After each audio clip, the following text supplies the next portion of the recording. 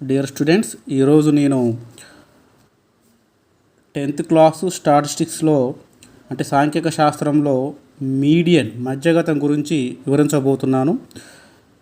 దానికోసం నేను exercise 14.3లో 4th problem చూస్ చేసుకున్నాను. దాన్ని మీకు ఒకసారి చూపించడం జరుగుతుంది. ఈ 4th ప్రాబ్లాన్ని సాల్వ్ చేయబోతున్నాను. దీనికోసం మొదటగా మనకు తెలిసిన విషయమే, ఆకు పొడవని క్లాస్ ఇంటర్వెల్గా, ఆకుల సంఖ్యని ఫ్రీక్వెన్సీగా తీసుకోవడం జరిగింది. మీకు తెలిసి ఇది first class, second class, third class, 4th, 5th, 6th, 7th. తెలుగులో అయితే మొదటి తరగతి, రెండవ తరగతి, మూడవ తరగతి, నాలుగవ తరగతి, ఐదవ తరగతి, ఆరవ తరగతి, ఏడవ తరగతి. ఇది పౌనపున్యం ఫ్రీక్వెన్సీ అంటారు. F1, F2, F3, F4, F5, F6, F7. Median అంటే మధ్యగతం కనుక్కునేటప్పుడు ఇంకొక నిలువు వరుస ఉంటుంది. దాని పేరే less than cumulative frequency or greater than cumulative frequency. జనరల్గా మనం ఎక్కువ లెస్ దెన్ క్యూములేటివ్ ఫ్రీక్వెన్సీ ఎక్కువగా యూజ్ చేస్తుంటాం. దాని తెలుగులో ఆరోహణ సంచిత పౌనపున్యం అంటారు. దీన్ని ఏ విధంగా చేయాలో ఒకసారి వివరిస్తాను నేను. ఫస్ట్ ఫ్రీక్వెన్సీ యథావిధిగా ఉంటుంది 3 అనేది.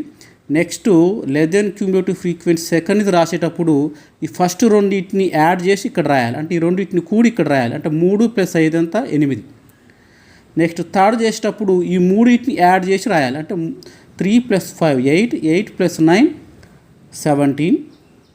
నెక్స్ట్ వచ్చేసి ఫోర్త్ది రాసేటప్పుడు మళ్ళీ ఈ 4ని యాడ్ చేసి ఇక్కడ రాయాలి. 3 + 5 8, 8 + 9 17 + 12 29. ఇంతవరకు 29 వచ్చింది కదా, +5 34. ఇంతవరకు 34 కదా, 34 + 4 38, 38 + 2 40. ఈ విధంగా లెస్ దెన్ క్యూములేటివ్ ఫ్రీక్వెన్సీ వస్తుంది. వచ్చిన తర్వాత దీంట్లో ఫస్ట్ మనం చేయాల్సింది ఏంటంటే n/2 వాల్యూ కనుక్కోవాలి.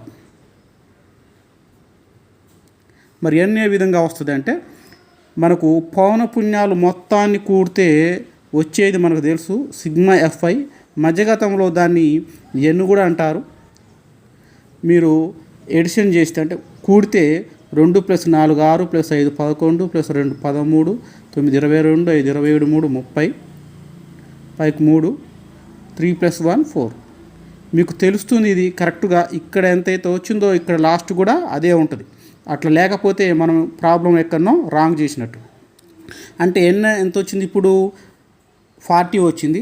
సో n/2 విలువ మనం 40/2 అంటే ఎంత, 20 వచ్చింది. ఈ n/2 విలువ ఆరోహణ సంచిత పౌనపున్యంలో అంటే లెస్ దెన్ క్యూములేటివ్ ఫ్రీక్వెన్సీలో ఎక్కడ దొరుకుద్దో అక్కడ చూసుకోవాలి. అంటే ఇక్కడ 20 ఉండదు, ఇక్కడ ఉండదు, ఇక్కడ ఉండదు, ఇందులో ఉంటుంది 20. ఫస్ట్ ఎక్కడనైతే 20 లభిస్తుందో దాన్ని అండర్లైన్ చేసుకోండి. దీన్ని ఏమంటారంటే ఇంగ్లీష్లోనైతే మీడియన్ క్లాస్, తెలుగులోనైతే మధ్యగత తరగతి, మధ్యగత తరగతి అంటారు. ఇది మెయిన్ ఇంపార్టెంట్. ఇప్పుడు మనం ఫార్ములా రాసుకుందాం. ఫార్ములా వచ్చేసి మధ్యగతాన్ని ఏమిటో చూస్తారు, L + n/2 - CF/F × H. మీకు ఇందులో ఒక్కొక్క దాని గురించి నేను వివరించడం జరుగుతుంది. L అంటే lower boundary of the median class. ఇది మీడియన్ క్లాస్ కదా, ఇది మధ్యగత తరగతి కదా, దీని యొక్క దిగువ హద్దు. ఓకే, మరి ఇంతకీ ఇవి విలీన తరగతుల మినహాయింపు తరగతుల మనం అబ్జర్వ్ చేయాలి. ఇప్పుడు మొదటి తరగతి యొక్క ఎగువ అవధి 126, నెక్స్ట్ క్లాస్ యొక్క దిగువ అవధి 126, 127. ఈ రెండు సేమ్ కాదు. ఎప్పుడైతే ఈ రెండు సేమ్ కాదో వీటిని ఏమంటారంటే విలీన తరగతులు అంటారు. ఏమంటారు, విలీన తరగతులు. ఇంగ్లీష్లోనైతే ఇన్క్లూజివ్ క్లాసెస్.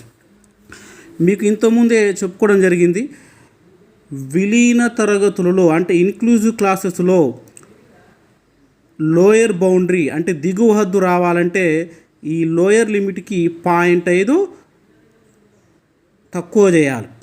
అదే అప్పర్ బౌండరీ రావాలంటే 0.5 యాడ్ చేయాలి.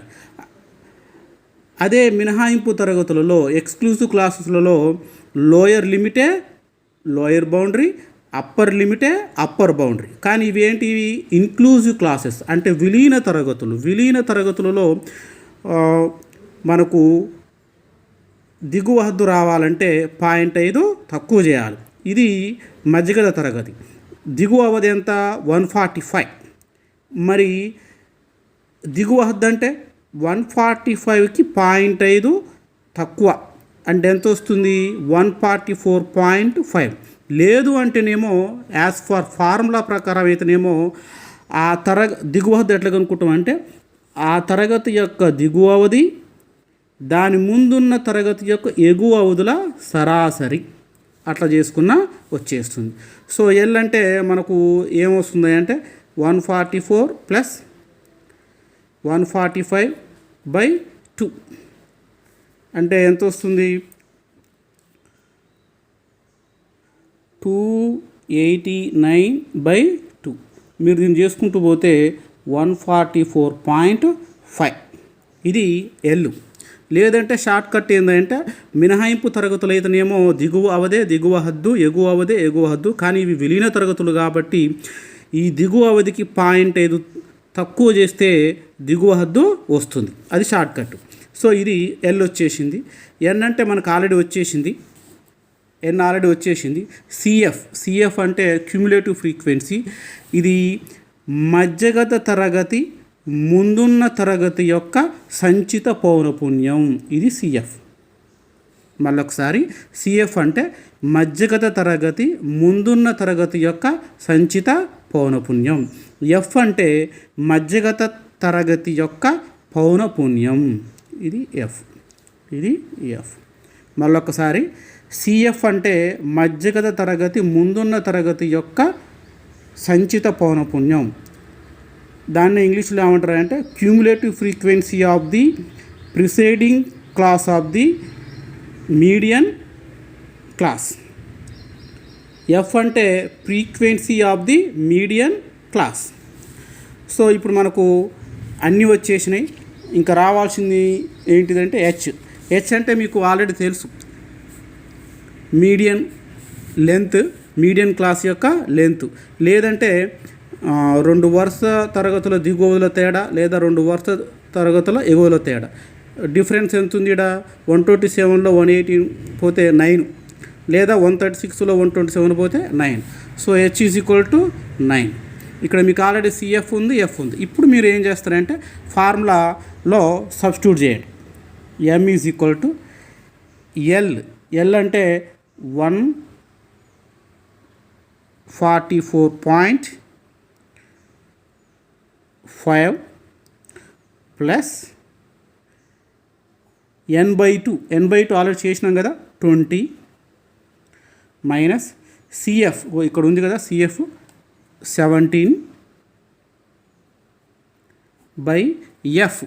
ఎఫ్ అంటే 12 కదా 12 ఇంటూ హెచ్ అంటే మనకు మధ్యగత తరగతి పొడవు 9. మీరు సింప్లిఫికేషన్ చేసేటప్పుడు ఎటువంటి పరిస్థితుల్లో కూడా ఈ ఫస్ట్ వన్ని టచ్ చేయకండి. ఎంతవరకైనా కానీ మీరు దీన్నే సింప్లిఫై చేయడానికి ప్రయత్నం చేయాలి. 20లో 17 పోతే 3/12 ఇంటూ 9. మీరు 3 1s 3 4s 9/4 ఇక్కడ ఉంది. 9ని 4 తోటి 4 2s 8 1 మిగులుతుంది. మళ్ళీ 4 2s 8 2 మిగులుతుంది. 4 5s 20. సో 2.25 వస్తుంది. సో 144.5 ప్లస్ 2.25 ఈ రెండింటిని యాడ్ చేయండి. 144.5 2.25 5 7 146 సో మనకు వచ్చేసి 146.75. మీకు వచ్చిన ఆన్సర్ రైట్ ఆ రాంగ్ అని మనం బ్యాక్ ఆన్సర్లో చూసుకోవాల్సిన అవసరం లేదు.